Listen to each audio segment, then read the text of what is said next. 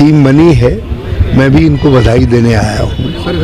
अभी अभी नई टीम अस्तित्व में आई है जैसा मुझे बताया गया है, और इस समय कांग्रेस किसानों के साथ पूरी शिद्दत से खड़ी है। वैसे भी देश के किसानों के लिए अभी तक जितने भी महत्वपूर्ण निर्णय हुए हैं, सारे निर्णय कांग्रेस के समय में लिए गए।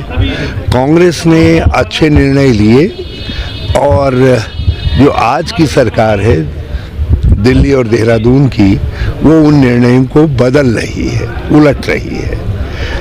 हमने एमएसपी, मंडी सिस्टम, सरकारी खरीद तंत्र जिसको एफसीआई आदि के नाम से जाना जाता है, और सार्वजनिक वितरण प्रणाली जिसमें सस्ते गल्ले की दुकानें हैं, ये तंत्र स्थापित किया।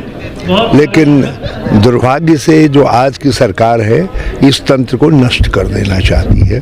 तो ये जो तीनों कानून हैं, ये किसान खेती दोनों के खिलाफ हैं और उपभोक्ता के भी खिलाफ है, क्योंकि एक बार यदि सरकारी खरीद खत्म होगी, मंडी और एमएसपी समाप्त हो गया, तो फिर सस्ते गल्ले की दुकानों के लिए गेहूं चावल नहीं मिलेगा, और जब सस्ते गल्ले की दुकानों के लिए गेहूं चावल नहीं मिलेगा, तो फिर सस्ता गल्ले की वितरण प्रणाली, जो सस्ता गेहूं चावल मिल रहा है, वो भी समाप्त हो जाएगा।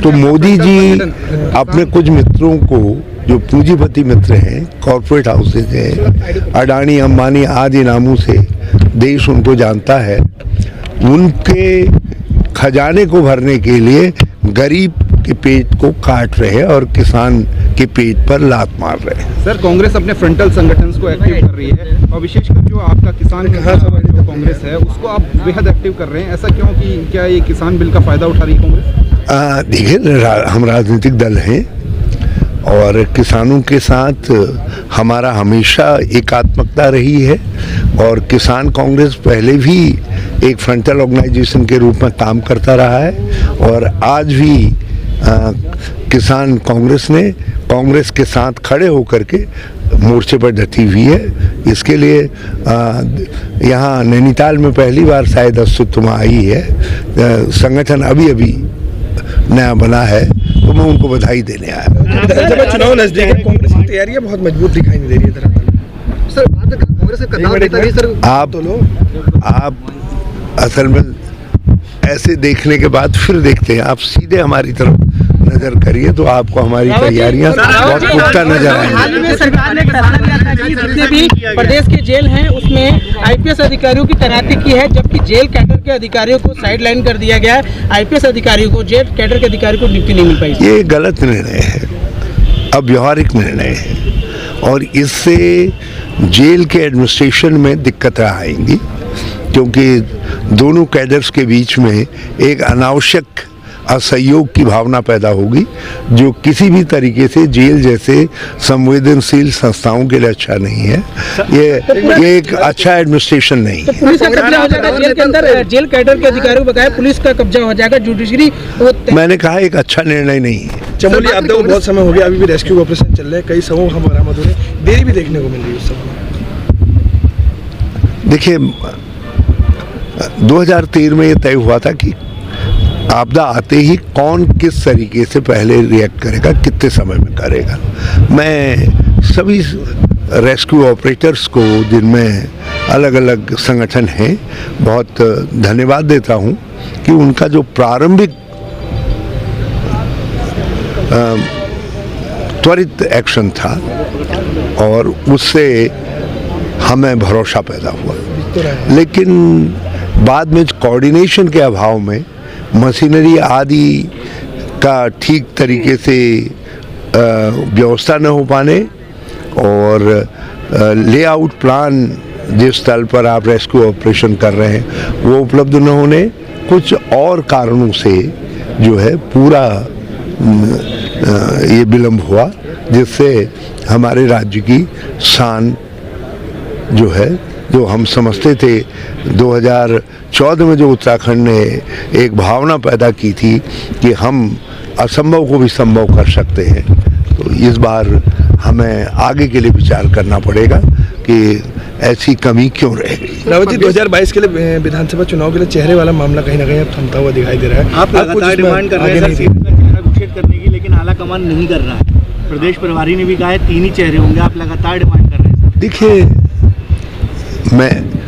उन्होंने भी जो कुछ कहा है वो बिल्कुल जो एक व्यवस्था है कई राज्यों में उसी अनुसार कहा है, लेकिन मैंने भी जो कहा है वो समय की चुनौती के अनुरूप है।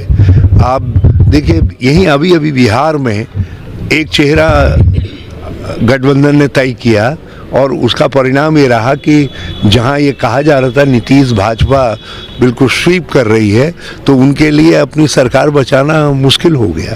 तो इसलिए जो मोदी फैक्टर है, मोदी फैक्टर चुनाव में प्रभावी न रहे, उसके लिए आवश्यक है कि भाजपा के स्थानीय चेहरे के खिलाफ कांग्रेस भी अपना स्थानीय चेहरा आगे करे।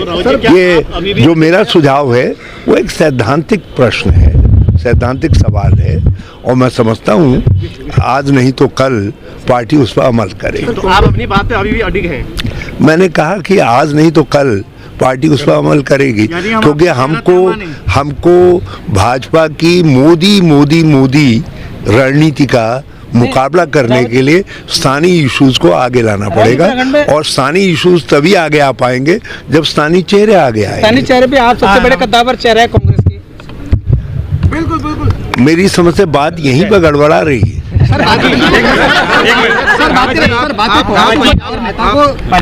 पंजाब में आप नगर निगम के रिजल्ट आ रहे हैं, कांग्रेस ने वहाँ थोड़ा बढ़ोतरी की है, प्रभारी ने थोड़ी बढ़ोतरी नहीं की है, हमने करीब क्लीन स्वीप है।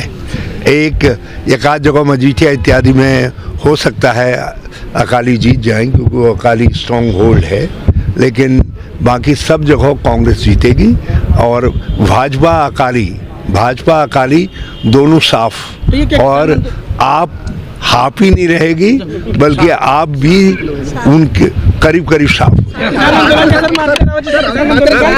नेताओं को बीजेपी में चर्चा है, आप